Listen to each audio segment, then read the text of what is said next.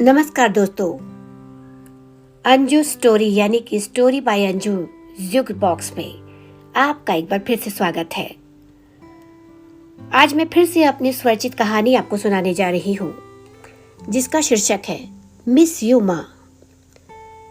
प्रिया प्रतीक्षा कर रही थी एयरपोर्ट पर अपनी बहू नताशा की। पहली बार मिलने वाली थी प्रिया नताशा से। नताशा उसकी बहू है और आरू की व्यस्तता के कारण वह केशव यानी प्रिया के पति और प्रिया के पास कुछ दिन रहने आ रही थी।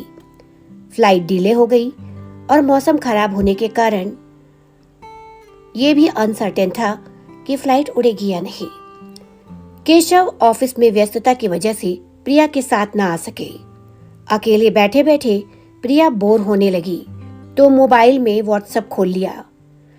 आरू यानी कि आर्यन का मैसेज खोला। पढ़ते ही बहुत भावुक हो गई। मिस कर रही थी उसे। माँ है, मिस तो करेगी ही। स्क्रॉल करते हुए आरू की भेजी तस्वीरें देखने लगी। आर्यन यानी कि आरू और नताशा की विवाह की तस्वीरें थी वो। बहुत सुंदर जोड़ी बनाई है कान्हा जी ने। कितने प्यारे लग रहे हैं दोनों। प्रिया मन ही मन स्वयं से ही संवाद कर रही थी। तभी उसका मन कसेला हो गया। जी भर आया और उसने फोन बंद कर दिया। परंतु उन स्मृतियों का क्या जो तब से जुड़ी है आरू के साथ, जब से वो प्रिया की गोद में आया। कहते हैं कि उम्र से अनुभव आता है, परंतु उम्र से यादें भी बनती हैं। आपके जीवन का वो एल्बम तैयार होता है जिसे आप जब भी खोले हर पन्ने पर एक पूरा जीवन जी सकते हैं। इन्हीं स्मृतियों में आज प्रिया भी खो गई। माँ, माँ, ओ माँ। क्या बात है आरू, क्यों शोर मचा रहे हो? मेरा एयरपॉड चार्ज किया है आपने? मुझे कैसे पता? तुमने ही तो रात को अपने स्टडी टेबल पर रखा था चार्ज करने। वहां नहीं है माँ, पक्का आपने ही रखा होगा। प्रिया ने ना में सर हिलाया पूजा करते करते। प्लीज माँ दे दीजिए ना, मेरा प्रोजेक्ट है, उसकी मीटिंग है। लो ये प्रसाद। हाँ बाबा, अभी खोजती हूँ। वैसे मैंने नहीं उठाया तेरा चार्जर।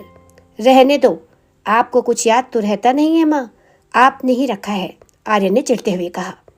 देख, मैं तेरी चीज़ों को आजकल तुझसे पूछे बिना हाथ नहीं लगाती, क्योंकि फिर तू परेशान होता है और बहुत गुस्सा भी करता है। रुक जा, मैं खोज देती हूँ। तू तू तू पहले नाश्ता तो कर ले। नहीं, मुझे देर हो रही है माँ, और आपको नाश्ते की पड़ी है। क्या माँ, आप भी ना, आप नहीं समझोगे, आर्य ने चिढ़ते हुए कहा। अरे बाबा, गुस्सा नहीं करते, चल आ बैठ, नाश्ता कर, मैं अभी खोज देती हूँ तेरे एयरपॉड का चार्जर। नहीं मिलने वाला वो, आपने जो रखा है। प्रिया थोड़ी इरिटेट तो हुई, पर बेटे की परेशानी देखकर वो चुप रही।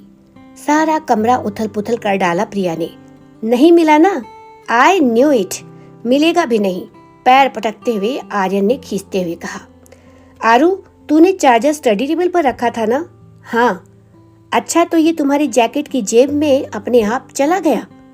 हाँ, इसे ठंड लग रही थी माँ, आरू ने जीभ निकालकर हंसते हुए कहा।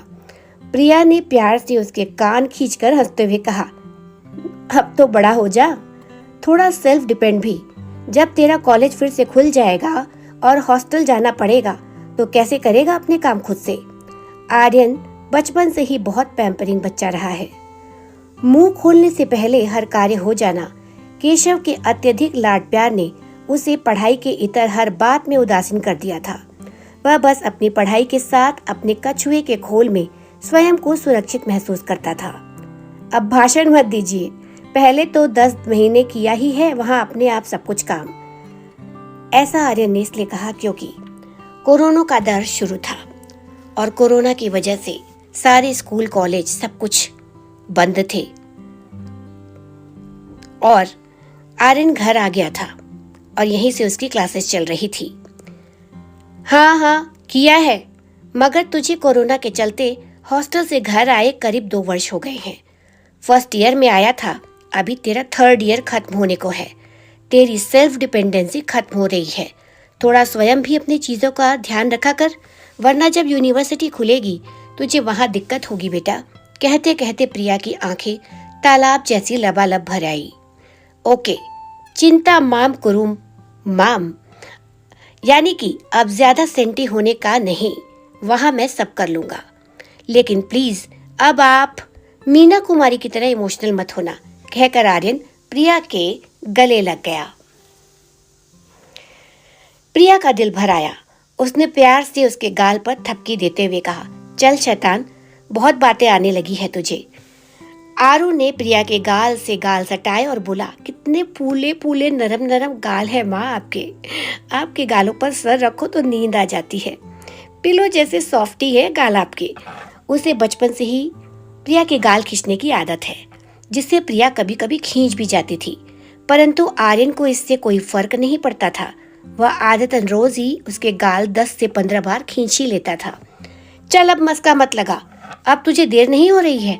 ओह यस माँ, मुझे आशीर्वाद दीजिए कि मेरा प्रोजेक्ट सबसे उत्तम लगे सबको और मुझे लीडरशिप मिले।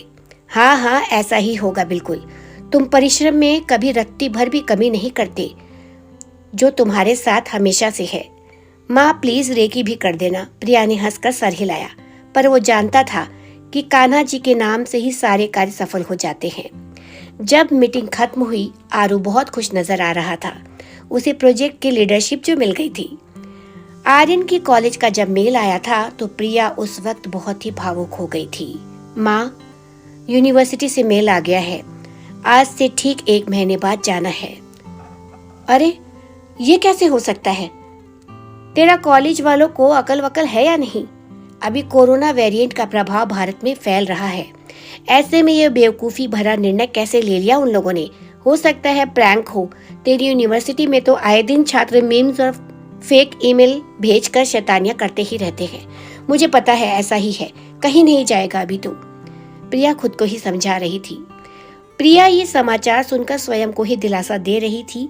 उसे फिर से आरू की आदत जो लग गई थी। जब उसे हॉस्टल भेजा था इंजीनियरिंग करने, बहुत मुश्किल से वो खुद को तैयार कर पाई थी। कभी अलग नहीं रहा था उससे। 2 महीने तक छुप छुप कर आंसू बहाती रही कि आरू वहां अपने सारे कार्य कैसे करेगा।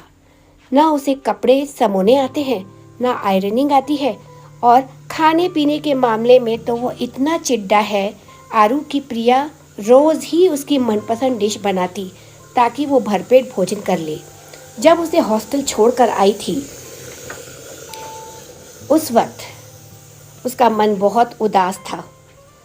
वो जब उसको छोड़कर आ रही थी तो पूरे रास्ते केशव के सीने से लगी आंसू बहाती रही।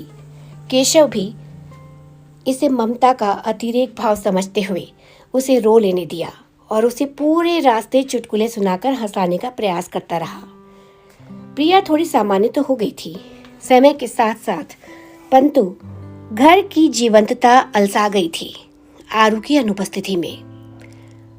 फोन पर बात करती तो जब तक वो मेस में नाश्ता नहीं कर लेता उससे बातें करती रहती। केशव और आर्यन दोनों ही जानते थे कि प्रिया रिश्तों के मामलों में बहुत ही संवेदनशील है। एक माँ को अपने बच्चों की चिंता हर क्षण लगी रहती है, चाहे वो किसी भी उम्र में हो। परंतु प्रिया सिर्फ आरू ही नहीं, केशव, अपनी सास, जेठानी, देवरानी सभी के साथ बिल्कुल ऐसी ही है। ये दोनों पुत्र पिता जानते थे। जब प्रिया का भतीजा आर्यन से मिलने गया था और प्रिया को तस्वीरें भेजी, आरू की तस्वीर देखकर उसका हृदय द्रवित हो उठा था। कितना दुबला हो गया है आरू, बिल्कुल सूख कर काटा। कुछ खाता नहीं है तू वहाँ? प्रिया ने प्रश्नों की झड़ी लगा दी थी। फिर केशव के समझाने पर शांत हुई। मेल पढ़कर आरू भी थोड़ा गंभीर लग रहा था, पर उसने प्रिया को ये जताया नहीं। जानता था कि मॉम अपसेट हो जाएगी। जब वह स्कूल जाता था तो दिन भर में 10 घंटे वो प्रिया के साथ घर पर होता था, परंतु इस बार कोरोना काल में घर आने के बाद पढ़ाई ऑनलाइन रही तो दिन भर वो साथ ही रहा। ऑनलाइन कॉलेज की पढ़ाई करते करते इसके लिए प्रिया कभी जूस तो कभी चाय, कॉफी, कहवा और न जाने क्या क्या उसकी फरमाइश पर बनाकर दिया करती थी। सारा दिन उसके कार्यकलापों में ही उसका गुजर जाता था। आर्यन भी शायद ये फील कर रहा था। वो चुपचाप प्रिया की गोद में आकर लेट गया। माँ, सर दुख रहा है, प्लीज थोड़ा मेरा सर सहला दीजिए ना, ताकि आपकी गोद में नींद आ जाए। प्रिया उसका सर सहलाने लगी। कितना मस्त सहलाते हो आप माँ, सर। एकदम गहरी नींद आने लगती है। माँ का स्पर्श है ना? प्रिया मुस्कुराने लगी। हाँ माँ, तो क्या हुआ जो अब जाना पड़ेगा मुझे? 3 वर्ष बाद मास्टर्स करके ही आऊँगा माँ, घर छुट्टियों में। आप उदास मत होना माँ। कंप्यूटर इंजीनियरिंग के 3rd ईयर के बाद USA जाकर उसे मास्टर्स करना है। चिंता मत करना आप, मैं सारे काम अच्छी तरह करूँगा और अब और भी ज़्यादा दिल लगाकर पढ़ूंगा ताकि पापा के सपनों को वास्तविकता का रूप दे सकूं, जो उन्होंने मुझे लेकर देखे हैं। प्रिया एकटक आरू को देखती जा रही थी। आर्यन बाल्यावस्था से ही मेधावी छात्र रहा है। 12वीं में साइंस में उसने नेपाल में टॉप किया था। वो ये सोच रही थी कि जो बातें वो आज तक उसे समझाती आ रही थी, आज वही समझ उसने आर्यन में देखी है। उसे महसूस हुआ कि उसका बेटा आर्यन अब सचमुच बड़ा हो गया है, तो उसे उसके लक्ष्य की ओर बढ़ने देना चाहिए। जाने वाले दिन तक रोज आर्यन प्रिया की गोद में रखकर सो जाता था। पहली बार जब हॉस्टल गया था तब उसे अनुभव नहीं था घर से, माता पिता से दूर रहने का, पर वह समझदार तब भी था। कभी उसने वहां से रोना धोना नहीं किया, और आज जब वह इन दोनों परिस्थितियों से भलीभांति परिचित हो गया है तो वो स्वयं कुछ अनमोल यादें समेटकर अपने साथ ले जाना चाहता था, जो उसे वहां हौसला देती रहेगी। केशव की हिदायतें और माँ के दुलार का महत्व अब वो पूरी तरह समझ पा रहा था। एक बार प्रिया की सहेली ने उससे कहा था, प्रिया, आरू को विदेश मत भेजना।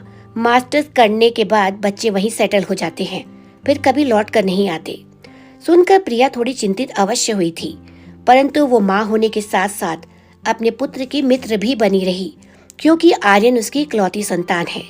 इसलिए उसके लिए प्रिया और केशव माता पिता होने के साथ साथ मित्र बनकर भी रहे। इसलिए वह उसे हर माता पिता की तरह आसमान में उड़ना देखना चाहती थी, उसके सारे बंधन खोलकर। उसे अपने कान्हा जी पर पूरा विश्वास था कि आर्यन उनकी उम्मीद पर खरा उतरेगा। वह अब ये जानती है कि आर्यन का जुड़ाव अपने माता पिता से हृदय से है, तो वो कहीं भी रहे, उसकी जड़ें यही रहेगी, प्रिया और केशव के मन आंगन में। वह ये भी जानती थी कि उसका आरू कभी कोई ऐसा कार्य नहीं करेगा जिससे उसके माता पिता के हृदय को ठेस पहुंचे। इसलिए वह अब इस डर से चिंता मुक्त हो गई है। फिर वो दिन भी आ गया। आर्यन ने केशव का आशीर्वाद लिया और प्रिया के गले लगा। प्रिया आज थोड़ी शांत थी। जाते जाते आरू ने प्रिया से कहा, अपने गालों का ख्याल रखना माँ, आई विल मिस। कहते कहते उसकी आंखें भर आई। पापा, अपना और माँ का ख्याल रखिएगा, मैं जल्दी ही लौटूंगा। आर्यन चला गया, पर इन 2 वर्षों में उसने जितने नखरे उठवाए प्रिया से, कभी कभी तो माँ बेटे के बीच बहस भी हो जाती थी। वो अपने पापा से माँ की सही बात पर आर्ग्यू भी कर लेता था, तो केशव के सही होने पर प्रिया को समझाता था। रोज प्रिया के गाल दिन में 10 से 15 बार उसके बचपन की आदत रही है खींचना। प्रिया भी ये सब कुछ मिस कर रहेगी, परंतु अब वो रोएगी नहीं। अब आर्यन सही मायनों में केशव व प्रिया का मित्र बन चुका है, जो उन्हें समझता है और कभी दूर नहीं जाएगा, चाहे जमाने की हवा का रुख जैसा भी हो। परंतु फिर आरू ने ऐसा निर्णय क्यों लिया? क्या उसे अपने माता पिता पर भरोसा नहीं था? यही सब सोचते सोचते समय बीत गया। फ्लाइट लैंड हो चुकी थी और प्रिया भी यादों के झरोकों से बाहर आ गई। दूर से ही आती नताशा को देखकर प्रिया ने हाथ हिलाया। करीब आकर नताशा ने प्रिया के पैर छुए। प्रिया हैरान तो हुई, पर जताया नहीं कुछ। रास्ते भर कुछ औपचारिक बातें हुई। आरू ने नए जॉब की व्यस्तता के कारण ये कहा था कि वो घर नहीं आ पाएगा। बातें करते करते प्रिया नताशा को लेकर घर पहुंची। प्रिया ने नताशा का गृह प्रवेश कराया। केशव भी आ गए थे दफ्तर से। नताशा ने उनके भी पैर छुए। जलपान के पश्चात प्रिया ने नताशा को विश्राम करने कहा और वह स्वयं रसोई में जाने लगी। तभी नताशा ने प्रिया का हाथ पकड़ लिया। माँ, मेरे पास बैठिए ना थोड़ी देर, मैं आपसे बहुत सारी बातें करना चाहती हूँ। प्रिया ने नताशा की ओर देखा। नताशा का भोला भाला चेहरा देखकर उसे नताशा पर स्नेह उमड़ आया, परंतु उसने स्वयं को रोक लिया। थोड़ा गंभीर होकर प्रिया ने कहा, अभी तुम आराम करो, थकी होगी। हम बाद में बातें करेंगे। ये कहकर प्रिया नताशा के उत्तर की प्रतीक्षा किए बिना दरवाजे की ओर मुड़ गई। नताशा एक संवेदनशील लड़की थी जिसे रिश्तों के महत्व का बखूबी ज्ञान था। नताशा यूएसए कैलिफोर्निया के ऑर्फनेज में पढ़कर बड़ी हुई थी। आर्यन से मुलाकात स्टैनफोर्ड यूनिवर्सिटी में हुई, जहां दोनों साथ पढ़ रहे थे। दोनों के बीच नजदीकियां बढ़ी। आर्यन को नताशा की सिंप्लिसिटी और इनोसेंस भा गया था। नताशा समझ रही थी कि प्रिया माँ थोड़ी नाराज है, पर जता नहीं रही। रात को डिनर पर मुलाकात हुई। बातों बातों में उसने केशव से यह जान लिया कि प्रिया को गुलाब के फूल बहुत पसंद है। सवेरे सवेरे कहवा पीना और जीवोनी मराठी के पियानो की धुनें सुनना बहुत भाता है। बस फिर क्या था, नताशा ब्रह्म मुहूर्त में उठ गई और स्नान कर कान्हा जी की पूजा की। उसने मन ही मन प्रार्थना की, हे कान्हा जी, तुम तो सब जानते हो, मेरी वजह से एक माँ और बेटे के बीच दूरियां आ गई हैं। इन्हें प्लीज फिर से मिला दो। नताशा पूरी कृष्ण भक्त थी। इस बात में वो बिल्कुल प्रिया पर गई थी। केशव और आर्यन भी कभी प्रिया और उसके कान्हा जी के बीच नहीं आते थे। खैर, आज प्रिया को न जाने क्या हुआ था, न जाने क्यों देर तक सोती रही थी प्रिया। आज जबकि सुबह जल्दी उठने का प्रयास है उसका। शायद ये भी कान्हा जी की मर्जी थी। प्रिया ने आंखें खोली तो हवाओं में मधुर संगीत बह रहा था। Marathi, you and me, this is my favourite one. Priya मुस्कुराते हुए उठी। उसे लगा कि आज केशव बहुत रोमांटिक मूड में है, पर क्यों? ओके, आज तो संडे है ना। वह बिस्तर से उठकर कदम नीचे रखने ही वाली थी कि उसने अपने पैरों को झटके से ऊपर खींच लिया। ओह, गुलाब की पंखुड़ियां! ये आज क्या हो गया है केशव जी को? आज के सरप्राइज पर इतना प्लान बनाया उन्होंने, सरप्राइज पर सरप्राइज दिए जा रहे हैं। प्रिया थोड़ी खिलखिलाकर मुस्कुराने लगी। तभी नताशा कमरे में दाखिल हुई ट्रे के साथ। गुड मॉर्निंग माँ। प्रिया पहले तो चौंक गई नताशा को देखकर। उसने केशर को यानी कि केशव को एक्सपेक्ट किया था, जो कि ऐसा नहीं था। फिर वो दोबारा चौंकी। उसने नताशा को ऊपर से नीचे तक निहारा। नताशा ने हल्के गुलाबी रंग की साड़ी पहनी हुई थी। पिंक कलर प्रिया का फेवरेट कलर था। अरे, तुम इतनी जल्दी क्यों उठ गई? आराम से उठती। कहवा, ये तुमने बनाया है? क्यों तकलीफ की तुमने? घर में नौकर चाकर हैं, उनसे कह देती बना देते। नताशा शांत खड़ी प्रिया की बातें सुन रही थी। कुछ सेकंड की चुप्पी के बाद नताशा ने कहा, माँ, क्या हम आपके पास आ जाएं? आपको कहवा पसंद है ना? हमने बनाया है आपके लिए। नताशा की भोली सूरत और मीठी बातें प्रिया के मन की नाराजगी की दीवार की नींव हिला रही थी। लेकिन नताशा को देखकर प्रिया गंभीर होने का अभिनय कर रही थी। हाँ ठीक है, रख दो, मैं पी लूंगी, थैंक्स। नताशा मायूस हो गई। उसने केशव की ओर देखा। अरे पी लो, बच्ची ने इतने प्यार से बनाया है कहवा तुम्हारे लिए। प्रिया ने केशव की ओर देखा और फिर नताशा को पास बैठने का इशारा किया। मुस्कुराते हुए बैठ गई नताशा प्रिया के करीब। तो ये सब तुमने किया था? जी माँ, मेरा मतलब है आंटी। नताशा ने डरते हुए कहा। आंटी नहीं कहो, वो कहो जो पहले कहा। जी क्या कहो? माँ, लाओ देखे तो तुमने कहवा कैसा बनाया है। नताशा ने कप प्रिया की ओर बढ़ा दिया। प्रिया ने एक सिप ली। ये तो बिल्कुल वही स्वाद है जैसा मुझे पसंद है, कहकर प्रिया ने केशव की ओर देखा और उसे घूरने लगी। केशव नजरें चुराकर इधर उधर देखने लगी। प्रिया समझ गई कि ये रेसिपी नताशा को केशव ने ही बताई है। तुम कहवा बनाने के टेस्ट में पास हो गई हो, तब तो नताशा को कोई इनाम मिलना चाहिए, केशव ने तपाक से बोला। हाँ बिल्कुल, बोलो नताशा, तुम्हें क्या गिफ्ट चाहिए? कपड़े, साड़ियाँ, ज्वेलरी, एनीथिंग, जो भी तुम चाहो। अरे बोलो, चुप क्यों हो? शर्माने की कोई बात नहीं, मैं और प्रिया तुम्हारे माता पिता समान ही तो हैं, केशव ने कहा। जी मुझे हाँ कहो ना, झिझको मत। मुझे नताशा नहीं, बेटा कहकर पुकारिए न माँ। बस यही चाहिए। प्रिया मंत्र मुक्त सी नताशा को देखती रही। उसने प्यार से उसके गालों को स्पर्श किया और कहा, बेटा। नताशा, एक बार फिर से कहिए ना माँ। बेटा, बेटा, मेरे आरू की नताशा। नताशा सुनकर भावुक हो गई और प्रिया की गोद में अपना सर रख दिया, ठीक वैसे ही जैसे आर्यन रखता है। प्रिया के हाथ आपे आप नताशा के बालों को सहलाने लगे, जैसे आरू के बाल सहलाती थी वो। कुछ क्षणों के लिए पिन ड्रॉप साइलेंस था। दोनों ही भाव विभोर हो गई थी और इस सुखद पल की अनुभूति रस में केशव भी भीग रहे थे। दोनों को कुछ देर बाद होश आया। भावनाओं के सागर से दोनों सराबोर होकर ऊपरी सतह पर हिचकोले खा रही थी।